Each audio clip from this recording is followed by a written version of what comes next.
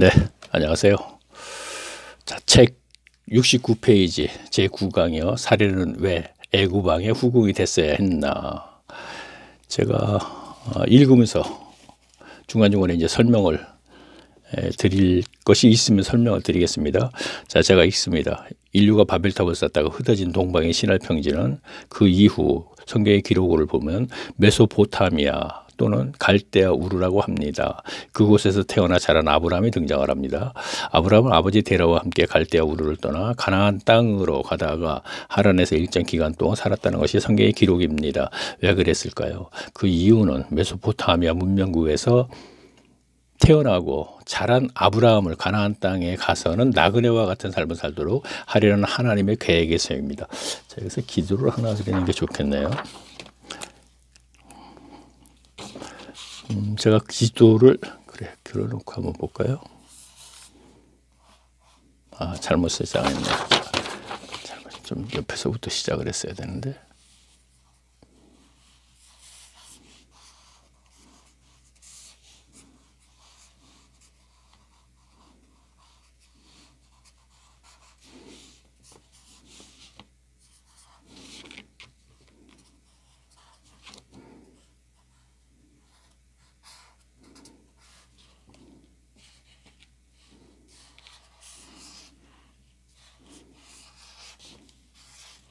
자, 여기 지중해죠.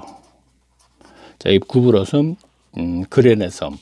그 다음에 이게 홍해, 시내산, 예루살렘.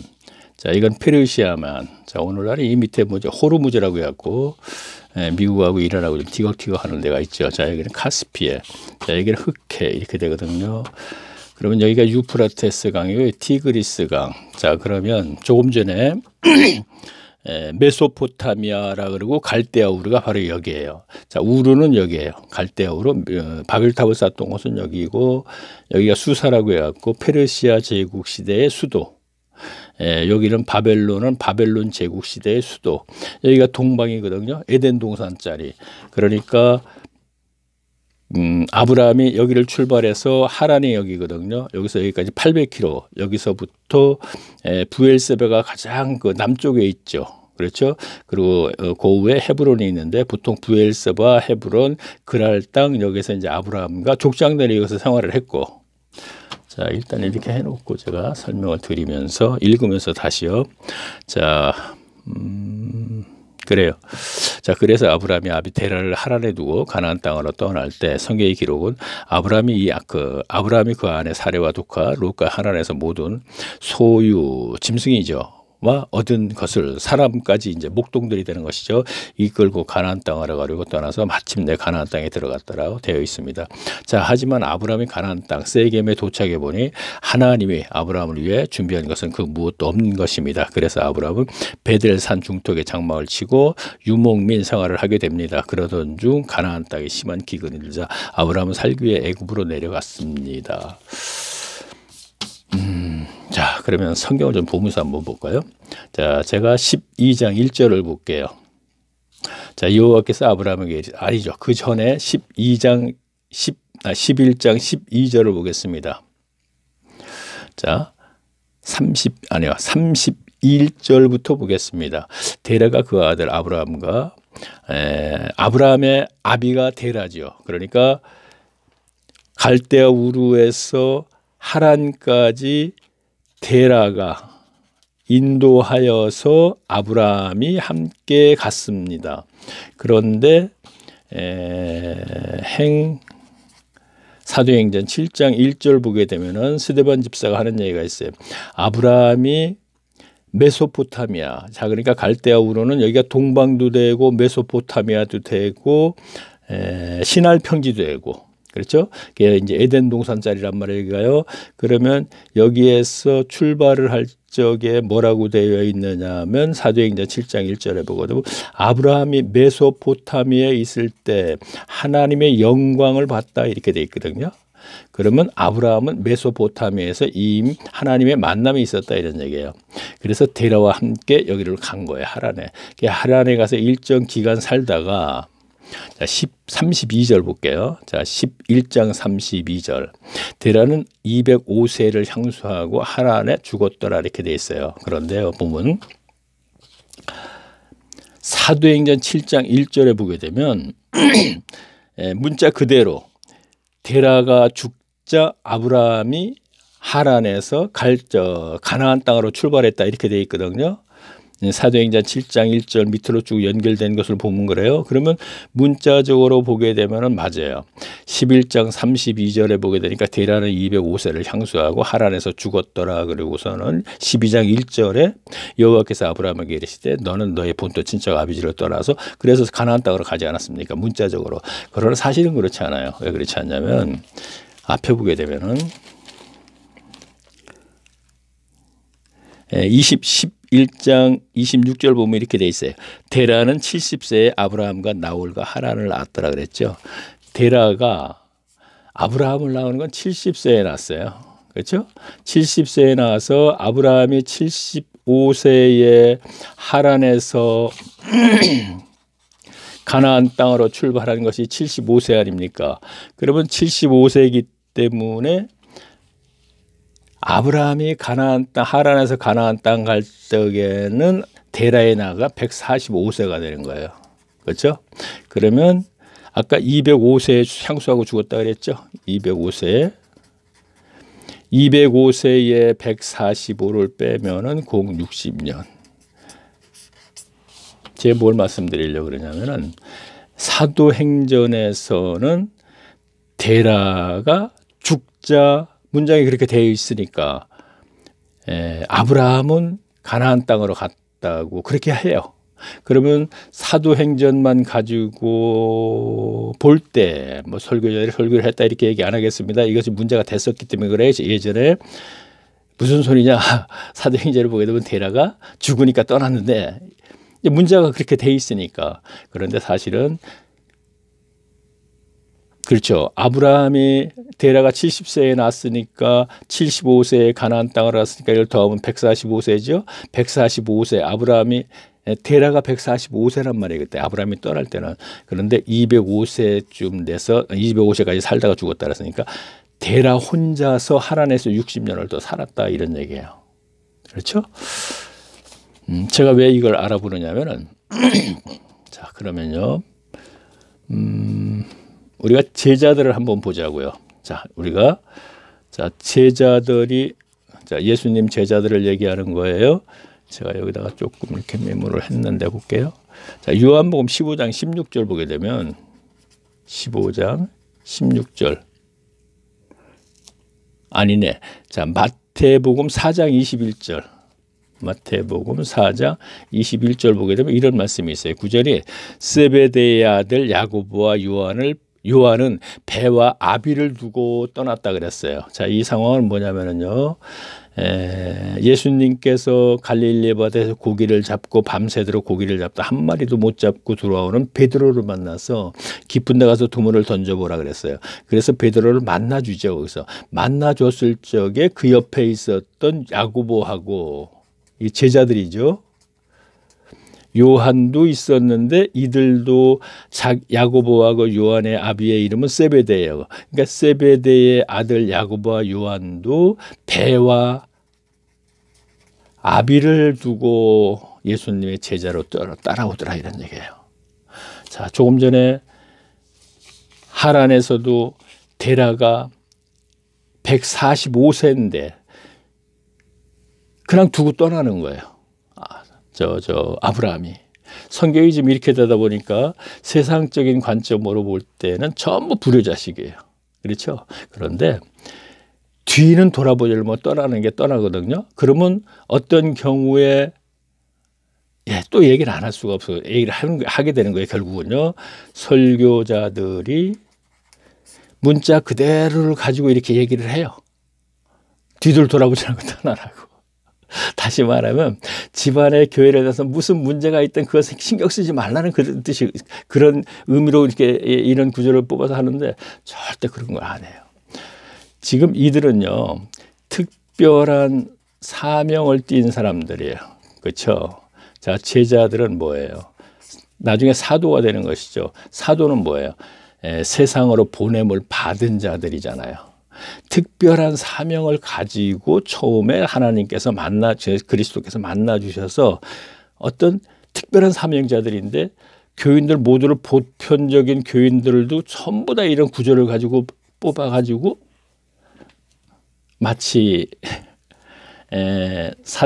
누가복음 18장에 보면은 부자 청년에 대해서 얘기를 해요. 관원이 어떻게 하면 그 부자 청년이라고 그래서 관원이라 그랬거든요.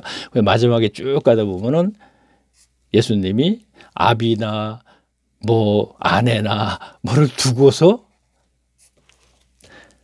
떠나는 자는 하나님에게 복이 있도다, 이런 구절을 가지고 집안에 어떤 문제가 생기든 말든 뒤돌아보지 말고 무조건 교회에 나와야 된다는 식으로 가르치기 때문에 제가 조금 짚고 갑니다. 여기서요. 자, 보세요. 그러면요.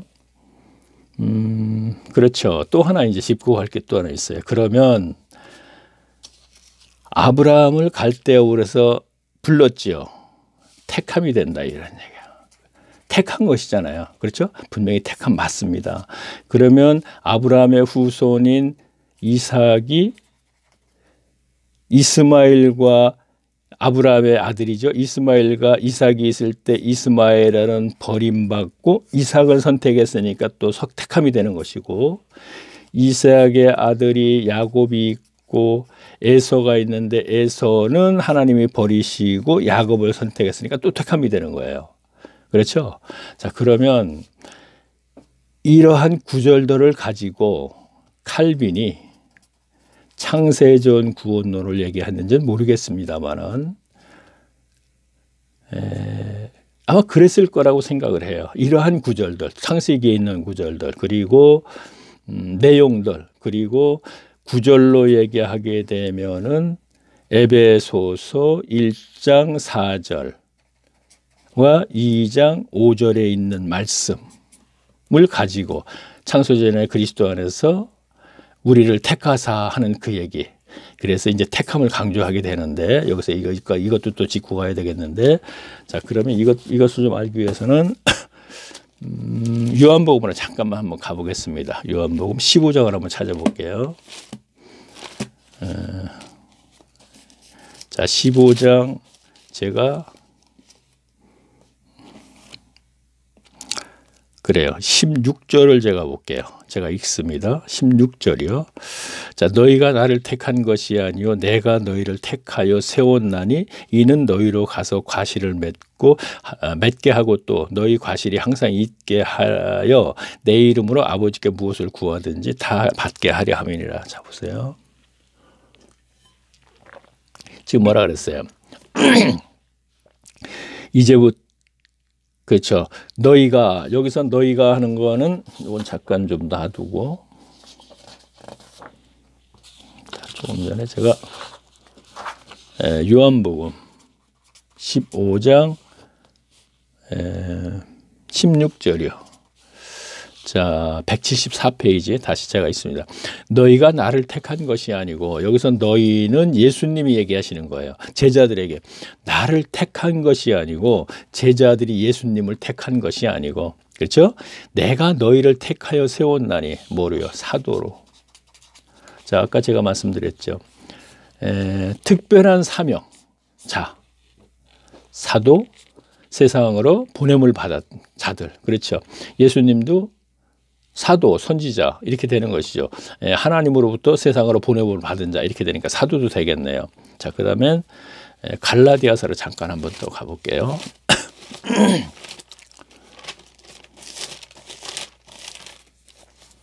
자, 1장 15절을 제가 볼게요. 자, 15절 제가 읽습니다. 16절 읽습니다. 16절. 죄송합니다. 자, 제가 있습니다.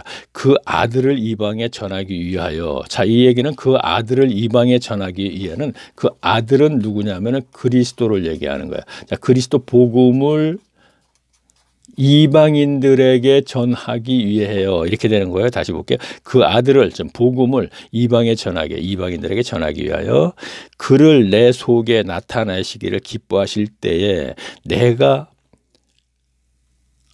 죄송합니다. 그 위에 거를 읽었어야 되는 건데 제가 15절, 처음에 15절이 맞네요. 15절이 맞습니다.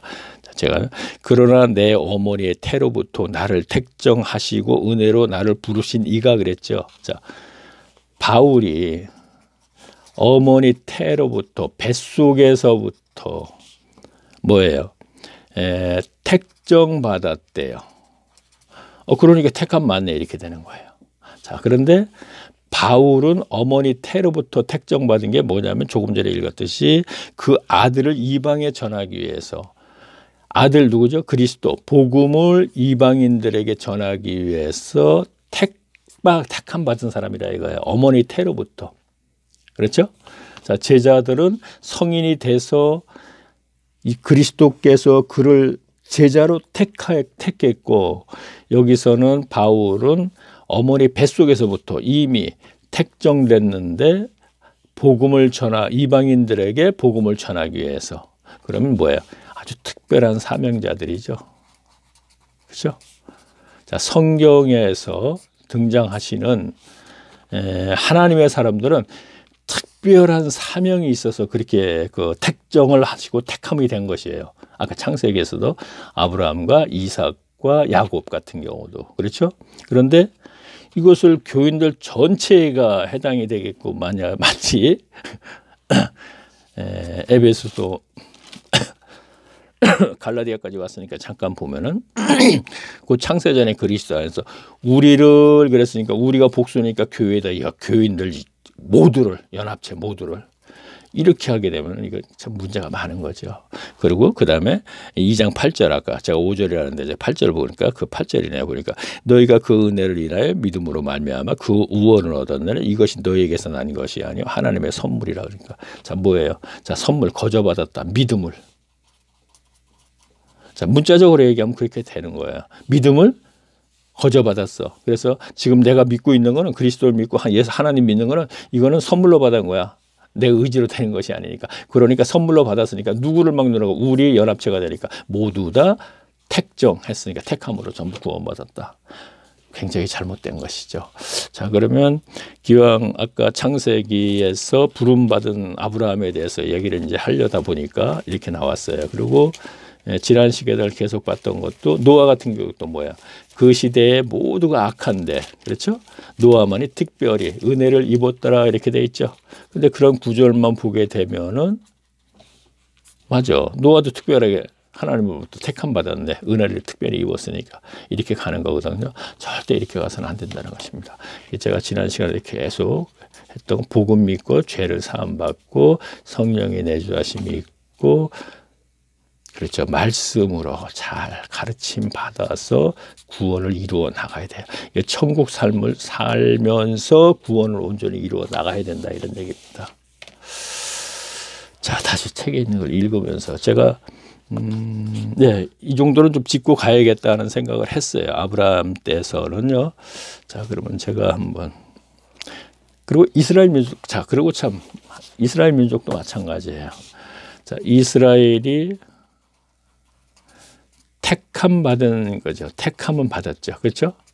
선민이라 그러잖아요. 선택된 민족. 그렇죠? 자, 택함 받은 건 맞아요. 이스라엘이 택함을 받았기 때문에 광야에서 40년 고생한 거예요. 그렇죠? 자, 그러면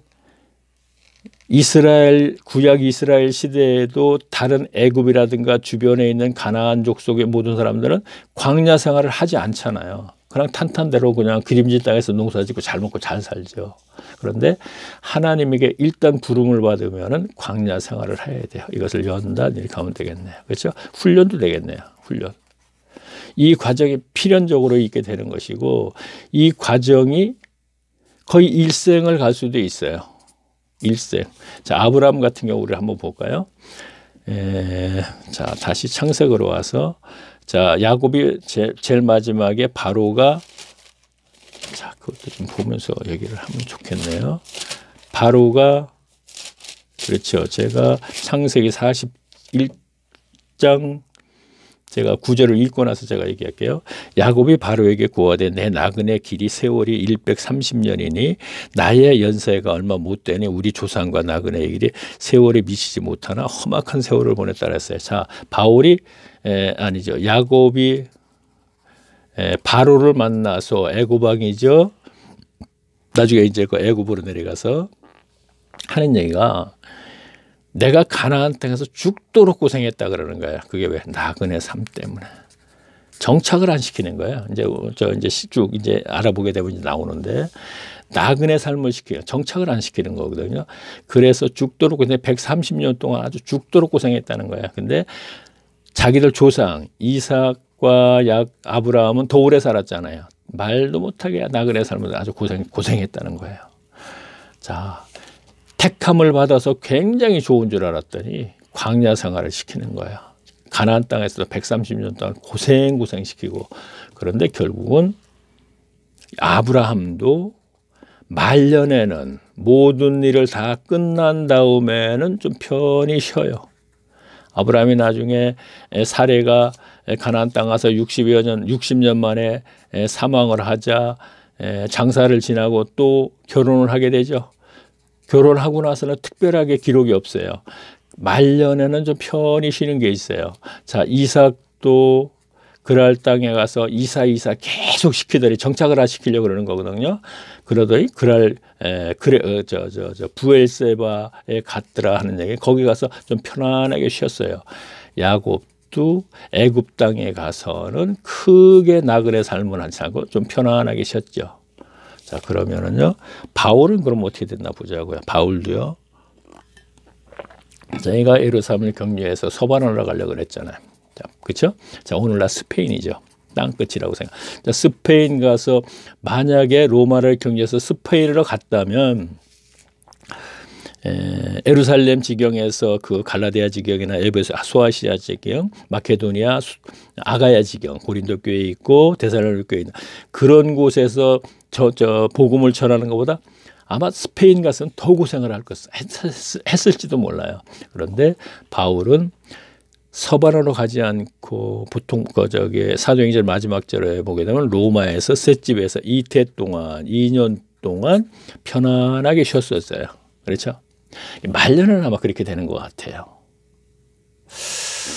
자, 여기까지 이제 알아봤고 다시 12장을 한번 가보겠습니다.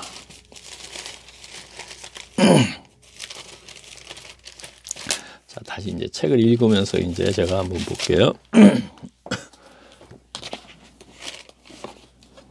자, 이거는 전부 두고 아까 지도를 한번 일단 보면서 이제 중간중간에 설명을 해야 되기 때문에 자, 그러면 그러던 중 가나안 땅에 심은 기근이 일자 아브라함은 살기 위해 애굽으로 내려갑니다. 그렇죠? 그렇죠?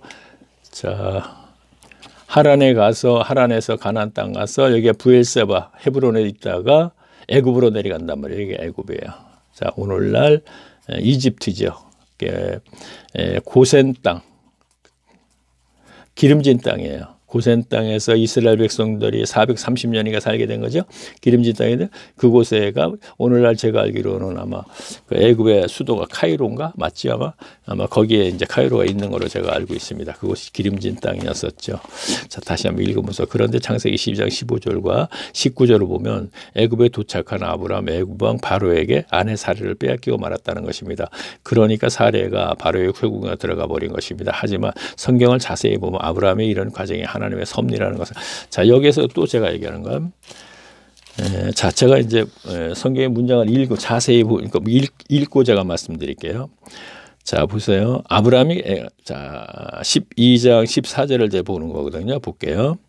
13절부터 봐야 되겠네요. 자, 아니요, 12절부터 봐야 되나? 그렇게 자, 읽으면서 제가 말씀드릴게요.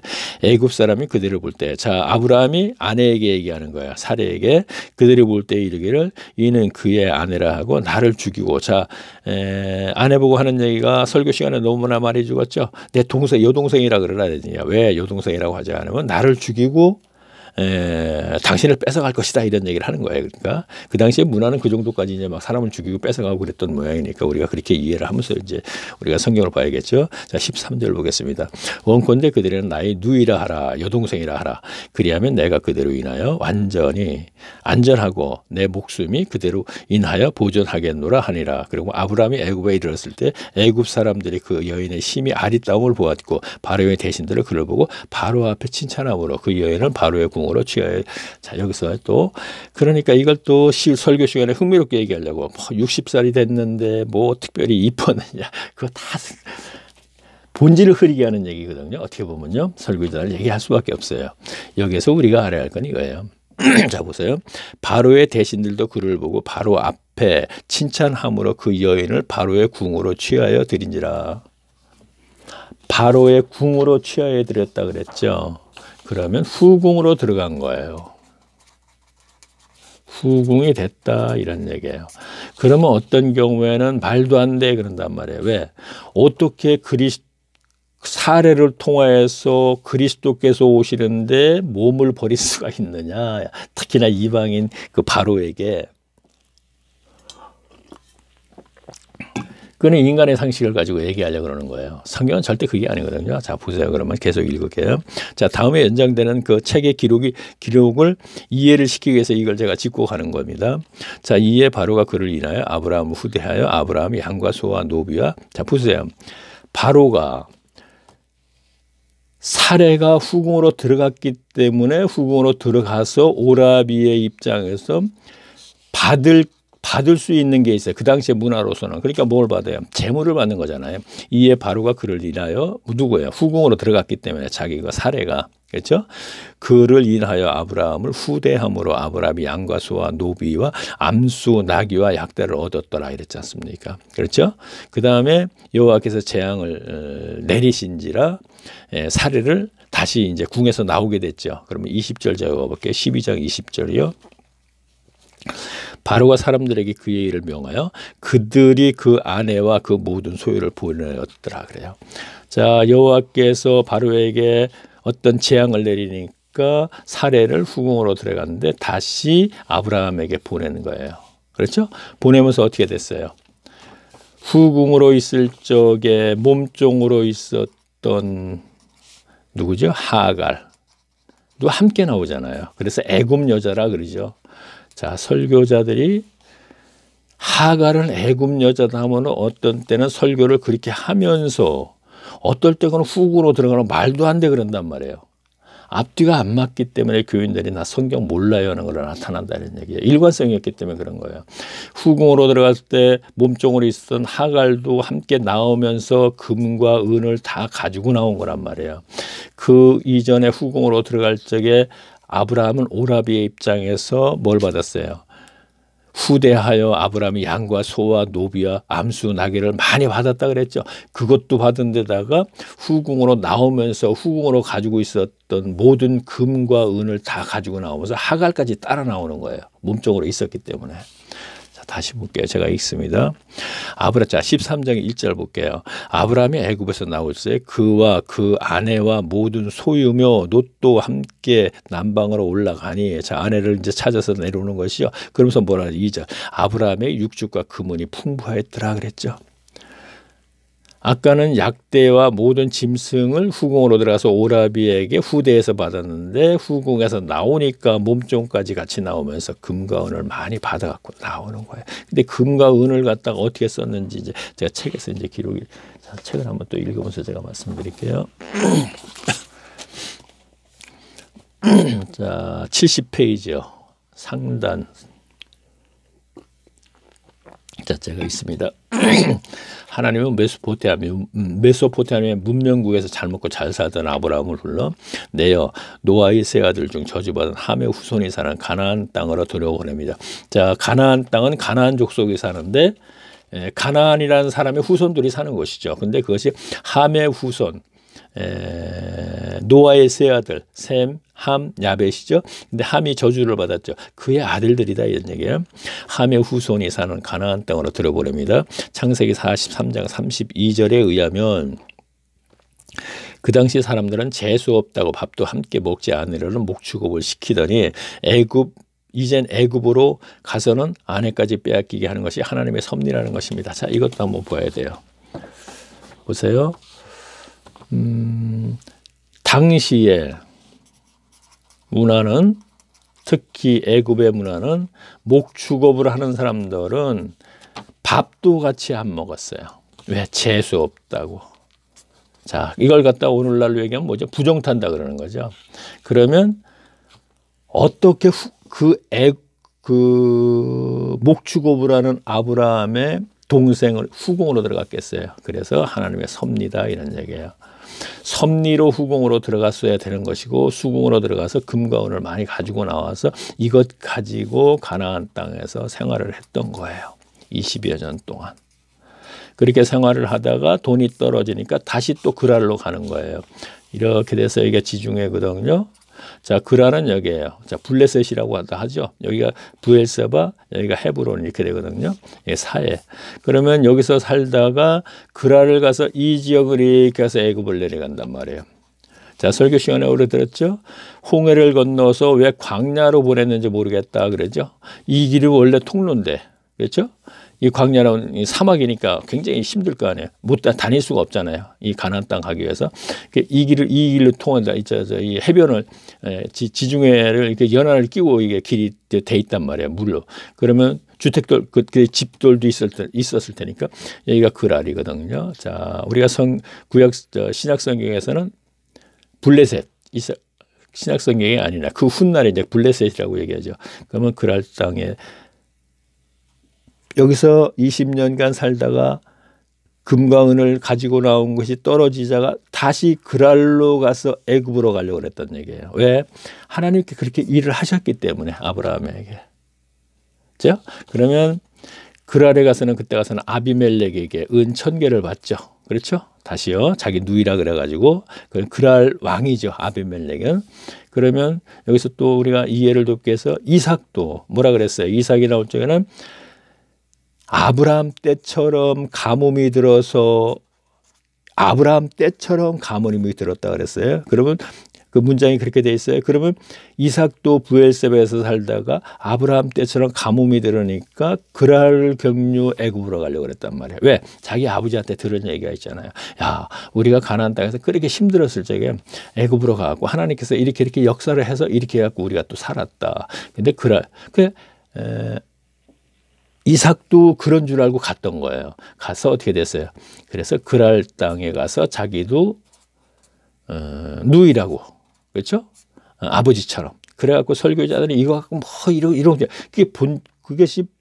그것이 본질이 아니다 이런 얘기, 말씀에 본의가 아니었다 이런 얘기예요. 그러니까 설교는 그렇게 흥미롭게 뭐 그렇게 아버지를 닮아서 뭐 어쩌다 하면서 그것이 본의가 아니고, 조금 전에 지금 말씀에서의 그 문장을 잘 이해하면 이것이 본의거든요.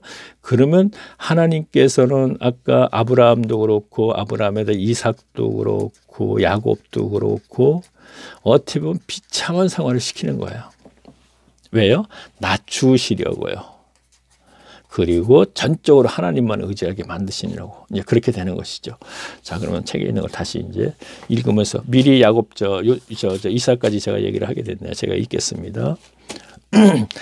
자, 그러면 하나님은 아브라함에게 왜 이렇게 하셨느냐는, 자, 그러니까 그래 밥도 같이 먹지 않는 창세기 43장 32절에 그런 말씀이 있어요. 자, 이 말씀도 자, 애굽에 내려갔을 적에 요셉이 국무총리죠. 그렇죠? 그 애굽에. 그렇죠? 이건 누구나 다 알죠. 근데 야곱이 가니까 요셉에 있는 식사 당번하는 사람들이 밥을 차렸는데 요셉상 따로 자기들 따로 야곱 식구들 따로 차리더라 이거예요. 왜? 같이 밥 먹으면 재수 없으니까, 부정타니까. 목축업을 하는 사람들한테는. 그래서 이제 그거를 있으니까 쭉 그게 창세기 43장 32절에 있다 이런 얘기예요. 자, 그 당시 사람들은 재수 없다고 밥도 함께 먹지 않으려는 묵축업을 시키더니 이제 애굽으로 가서 아내가 빼앗기게 하는 것이 하나님의 섭리라는 것입니다. 자, 섭리라 이런 얘기를 지금 설명을 했었죠, 제가요. 자, 하나님의 아브라함에게 왜 이렇게 했을까요? 신명기 8장 2절에서 5절까지 말씀을 알아보면 하나님께서 아브라함을 그렇게까지 되도록 허락하신 이유를 알게 됩니다. 자, 하나님 아브라함이 왜 이렇게 했을까? 왜 저는 이렇게 썼는데 어떻게 그 교정하시는 분들의 출판사에서는 원래 이렇게 하는 것 같아요. 보통 여직원들이니까 뭐 이쁘게 자, 하나님께서는 아브라함에게 왜 이렇게 했을까? 이렇게 했는데 그리고 물음표를 했는데 거기다 요자를 하나 더 붙였어요. 계속 보게 되면 이렇게. 뭐 어쨌든 뭐 내용이 뭐 큰 문제는 없으니까 그대로 제가 가긴 간 거고 신명기 8장 2절에서 3절은 이스라엘을 광야 40년 동안 줄이게 하신 목적은 이스라엘을 낮추시기 위함과 아울러 하나님께 순종하게 하려 함이라고. 자, 그러니까 신명기 8장 2절에서 3절까지 내용이 그렇다 이런 얘기예요. 그들을 광야 생활을 시킨 것은 낮추시기 위해서 그리고 하나님께 순종하기 위해서. 왜? 만나를 내려줬잖아요. 그 광야에서. 그렇죠? 만나를 먹고 자라면서 순종과 낮추시는 목적이 있다 이런 얘기예요. 그러면 지금 여기에서 아브라함도 이삭도 모든 것을 이렇게 비참하게 하는 거는 낮추시려고 목적은 거기에 있다 이런 얘기입니다. 광야에서 항상 발이 부러뜨지 않고 옷이 헐지 않게 해주셨다. 40년 동안 그렇게 해주셨듯이 그렇게 되니까 하나님의 그 어떤 의지할 수 있잖아요. 불가능을 가능케 하셨으니까. 그러니까 아브라함도 도저히 뭐 목축업으로 하는 그 자기 안으로서는 후궁으로 들어갈 수 없는데 후궁으로 들어가고 아비멜렉에 다시 또 은 1000개를 후궁으로 또 들어갈 뻔했거든요. 그 사이에 이제 책에 이제 기록이 됐으니까 그때 가서 이제 알아보기로 하겠습니다. 자, 그리고 40년 동안 하늘에 내려오는 만나로 먹이신 이유는 사람의 음수익으로만 사는 것이 아니라 하나님의 백성은 하나님의 말씀을 먹고 사는 것이라는 것을 일깨워주기 위함이라는 것입니다. 하늘에서 만나는 하나님 말씀이신 그리스도를 상징합니다. 따라서 선민 이스라엘이 하늘에서 내려주신 만나를 매일 먹는다는 것은 하나님의 말씀에 의지해서 살아감을 나타내는 것입니다. 자, 신명기 8장 5절인데 제가 너는 사람이 그 아들을 징계함과 자, 징계 일종의 이제 징계라 이런 얘기입니다. 자, 앞에 말씀에 의하면 이걸 읽고 가야겠네요. 자, 너는 사람이 그 아들을 징계함 같이 내 하나님 여호와께서 너를 징계하시는 줄 마음에 생각하고 네 하나님 여호와의 명령을 지켜 그 도를 행하며 그를 경외할지니라. 자, 신명기 8장 5절에서 6절까지를 제가 읽었거든요. 그러면 거기에 대해서 이제 얘기하는 거예요. 앞에 말씀에 의하면 이스라엘이 광야 40년 연단은 하나님 나라에서 치러야 하는 징계와 훈련이었다는 것입니다. 이제 아브라함이 애굽에서 처한 상황으로 가서 하나님은 아브라함을 왜 그렇게 하셨는가에 대해 알아보겠습니다. 아브라함은 아내 사레가 애굽 왕 바로의 후궁으로 들어갔을 때 완전히 절망적이었을 것입니다. 따라서 하나님을 원망도 했을 것입니다. 이스라엘이 애굽에서 나와 광야 생활에 적응하지 못해서 세상인 애굽으로 돌아가는 것이 좋겠다고 했던 것처럼 말입니다. 자, 출애굽기 16장의 내용이 그렇습니다. 아브라함도 아마 본토 친척 아비집인 고향 메소포타미아 문명국으로 다시 가려고도까지 했을 것입니다. 하지만 여호와 하나님은 아브라함에게 이것을 깨닫게 해주셨을 것입니다. 사레가 바로의 후궁으로 들어가게 된 것은 하나님의 섭리라는 것을 말입니다. 불가능이 가능케 한 거잖아요. 그렇죠? 자, 광야에서 만나가 내려오는 거 불가능이 가능케 해서 계속 40년 동안 먹인 것과 같이 사실 앞에서 살펴보았듯이 아브라함 당시 애굽 사람들은 목축하며 유목생활을 하는 히브리 사람들과 밥도 함께 먹지 않았다는 것이 성경의 기록입니다. 자, 창세기 43장 32절 부분 나와 있어요. 자, 이렇게 볼 때 히브리인으로 목축하며 유목 생활을 하는 아브라함의 아내 사레를 애굽 왕 바로가 후궁으로 들인다는 것은 전혀 가능하지 않았던 시절이었습니다. 그럼에도 사레가 바로의 후궁이 된 일은 전능하신 하나님만이 가능했던 것입니다. 그 성경의 기록을 보면 아브라함은 아내 사레가 후궁으로 있으면서 가지고 나온 은 그리고 사레의 몸종인 애굽 여자 하갈까지 함께 가나안 땅에서 돌아가서 22여 년을 살다가 돈이 떨어지자 아브라함은 또다시 애굽으로 가려고 했던 것입니다. 자, 아까 그랄을 격려해서 간다 이런 얘기입니다. 왜냐하면 20년 전에 하나님께서 애굽 왕 바로를 통하여 가나안 땅에서 살아갈 수 있는 돈을 마련해 주셨기 때문에 그때 그 방법으로 해 주실 것이라고 생각했기 때문입니다. 그렇겠죠. 20년 만에 이제 애굽 왕은 바뀌었을 수 있잖아요. 그렇죠? 하지만 성경의 기록을 보면 아브라함이 애굽으로 가기 위해 그랄 땅에 도착했을 때 이번에는 하나님께서는 그랄 왕에게 은 1000개를 얻어내게 하시는 것입니다. 자, 창세기 20장 16절에 부분 확인이 되어 있죠. 자, 설교 시간에 우리 들었었죠. 자, 이렇게 볼 때 가나안 땅에 서의 아브라함의 삶은 요즘 말로 표현하면 천하에 둘도 없는 찌질이라고 할 수 있습니다. 아내를 팔아서 먹고 사는 사람이라고 말입니다. 하지만 성경은 아브라함을 믿음의 조상이라고 합니다. 어떻게 이런 이름이 붙어졌을까 생각해 보면 아브라함은 주변 사람들에게 찌질이라는 소리를 들으면서도 하나님의 명령이라며 무조건 순종하는 삶을 살았던 결과라고 보겠습니다. 자, 그렇죠. 그 당시에는 그것이 믿음이 되는 것이죠. 그렇죠. 자, 그렇다면 어차피 하나님의 섭리로 진행이 되는 것이니까 무조건 순종하는 것이죠. 뭐 바보가 돼선 뭐 무시를 당하다. 그렇죠. 자, 그렇다면 가나안 땅에서의 아브라함의 삶은 언제나 비참했을까요? 성경의 기록을 보면 그렇지만은 않습니다.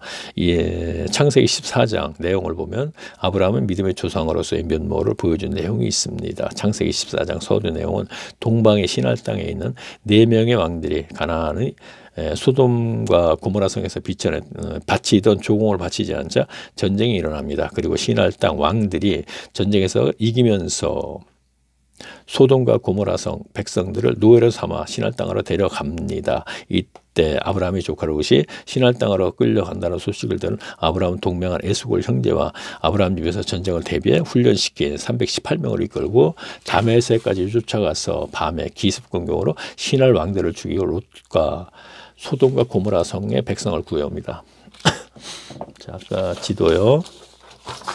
자, 시날 평지도 여기에요. 아까 시날 땅 왕들이 여기까지 와서 조공을 바치지 않자 이제 전쟁이 일어났다고 얘기했죠. 자, 그거 기록은 그렇죠. 14장 내용입니다. 14장 내용이. 자, 그러면 계속 또 보면서 그래요. 자, 318명이 집에서 길리우고 이런 얘기를 했죠. 당시는요. 가나안 땅에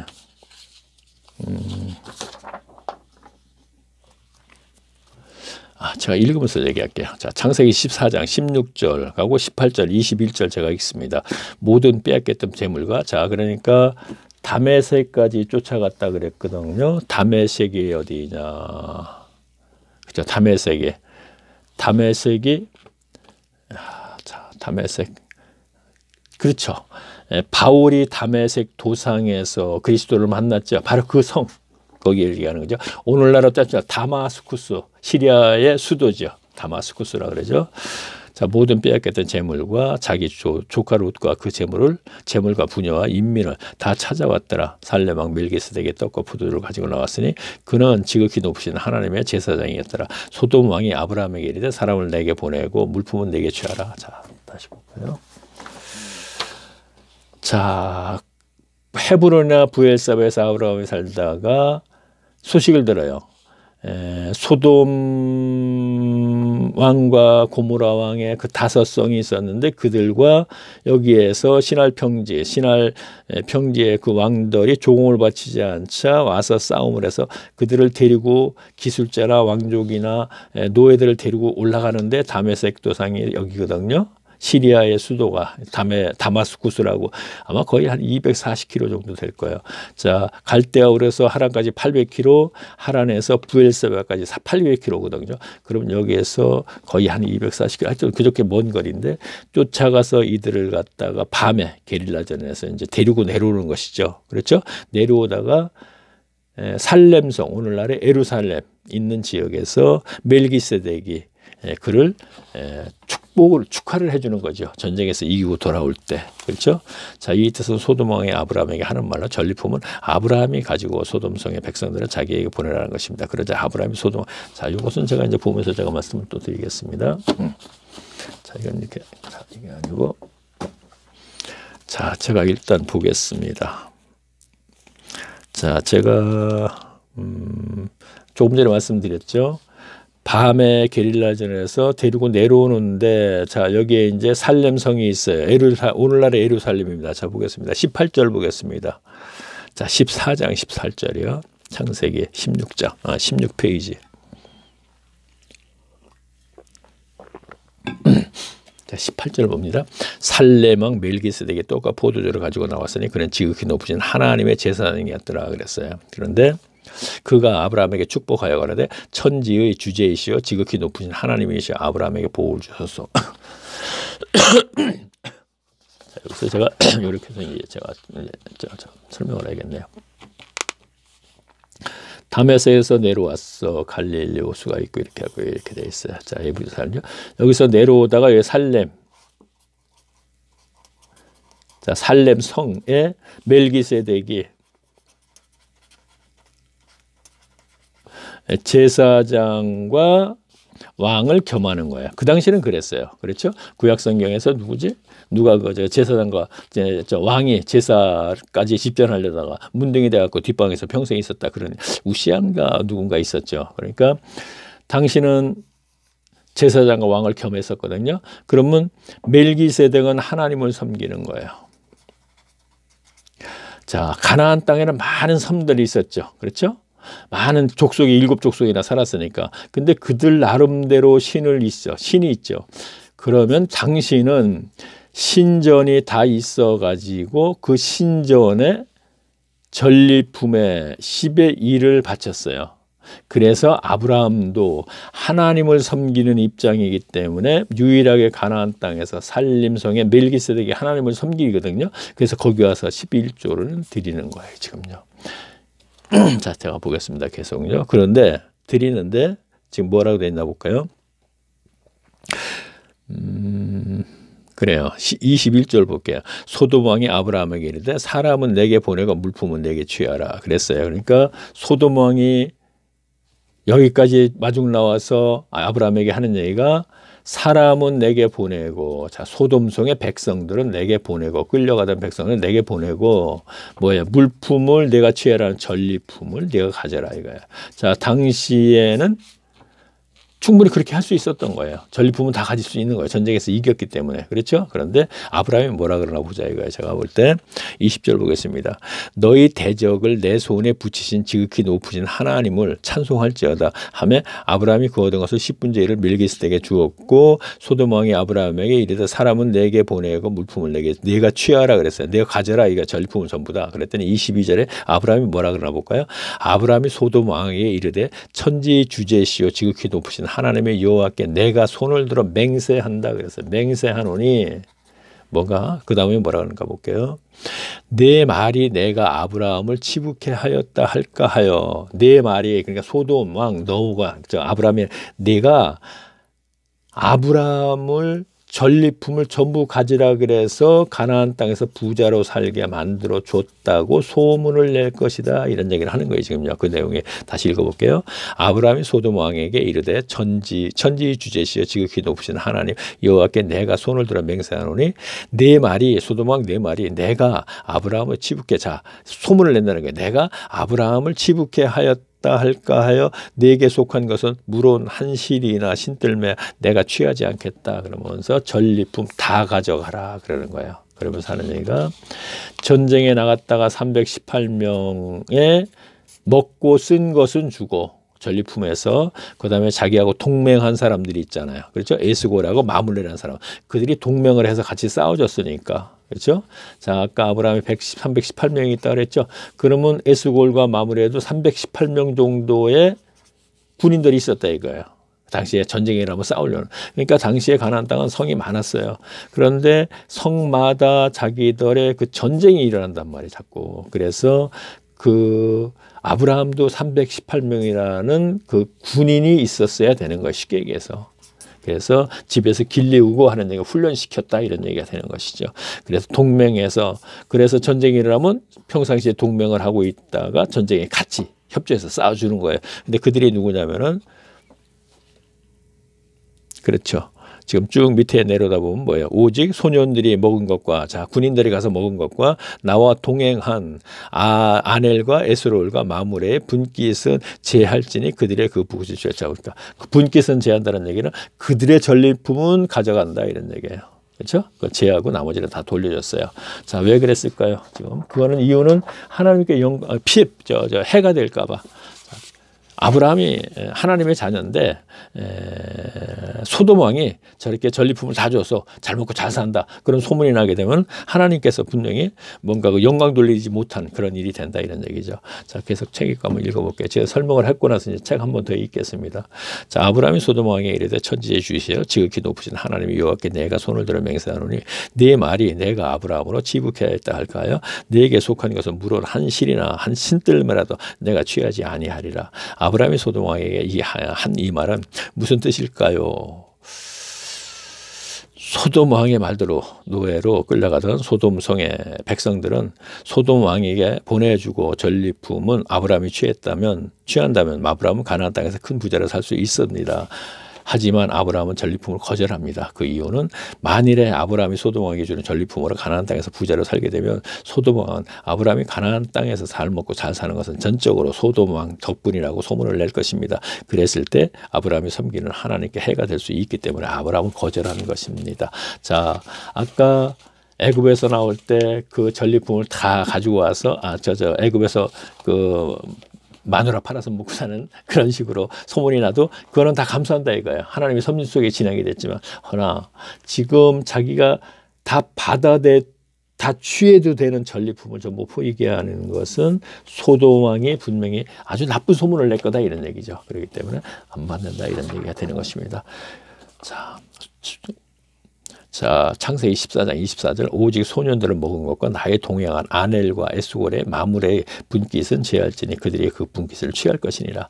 자, 이 뜻은 아브라함이 전쟁을 대비하여 집에서 훈련시킨 318명이 전쟁 때 먹고 쓴 것을 받겠다는 것입니다. 그리고 아브라함과 동맹하여 함께 싸운 아넬과 에스골과 마므레 사람들 또한 전리품에서 정당하게 받겠다는 것입니다. 하지만 전리품에서의 아브라함의 몫은 하나님의 영광을 가리는 일이 될 수 있다는 생각에서 아브라함은 한 푼도 받지 않겠다는 것이 아브라함이 하나님을 섬기는 방식입니다. 쉽지 않았겠죠. 그렇죠? 자, 어찌 보면 애굽에서 가지고 나온 것과 아비멜렉에서 은천개를 받은 것보다 더 큰 돈일 수도 있어요. 그런데 그것을 깨끗이 포기하는 것. 자, 이거 더 이상 얘기할 게 뭐가 있겠습니까? 자, 그럼 다음 시간에는 이제 지금이 몇 강인가? 9강, 10강이 되겠군요. 자, 다음 시간에는 75페이지 제10강 아브라함이 왜 믿음의 조상인가에 대해서 이제 함께 우리가 알아보겠습니다. 자, 마지막에 이제 항상 하는 얘기가 있죠. 자, 지금 어쩌다가 이 동영상을 들으신 분이 구름 속 무지개 이렇게 요거 눈사람 같은 게 있죠. 이걸 한번 클릭하세요. 그러면 동영상하고 떠요. 그렇죠? 동영상 요걸 한번 더 클릭하면 1강, 2강, 3강, 4강 쭉 떠요. 제가 이걸 얘기를 안 할 수가 없어요. 왜? 1강, 2강, 3강, 4강 쭉 해서 연결해서 들으셔야 되기 때문에 그러는 거예요. 이어져 있기 때문에. 창세기서부터 쭉 이어서 나가고 계시록까지 쭉 이어서 하기 때문에 1강, 2강, 4강. 사실 어찌 보면요. 제가 지금까지는 평신도로서는 한 200여 권의 서적을 봤다 그러면 적지 않은 서적을 봤고 설교 시간에도 그렇고 강의 설교라고 하고 이제 하다가 이제 중간에 이렇게 있는데 어떻게 보면 마태복음 하나 갖고도 그냥 몇 개월을 하잖아요. 그런데 하여튼 거기에 대해서는 제가 얘기를 안 하겠습니다. 그러다 보면 성경 66권 하다 보면 몇 년 평생을 해도 안 될 거예요. 어쨌든 저는 그런 방법은 별로 옳은 방법은 아니라는 생각을 해요. 왜냐하면 바울은 분명히 2년 내지 3년이면 가르치고 떠나고 그랬잖아요. 자, 보세요. 안디옥 교회에서 1년 매일 가르치며 그들이 그리스도의 일컬음을 받게 되었더라. 그 다음에 고린도 교회에서 1년 6개월을 가르쳤어요. 더 가르칠 게 있는데 떠나지는 않는단 말이에요. 그리고 떠났어요. 그 두란노 서원에서 2년을 가르쳤어요. 그렇죠? 그러면 그 정도만 가르치면은 된다 이런 얘기죠. 그렇죠? 그러면서 마지막에 로마서에서 뭐라 그랬어요? 내가 이곳에 할 일이 없어서 서바로로 가야 되기 때문에 너희가 지금 그쪽으로 보내주기를 바란다는 마음으로 이제 그 로마서를 썼죠. 자, 그러면 다음 10강, 지금 10강인가요? 자, 그러면 다음 시간에 뵙겠습니다. 안녕히 계십시오.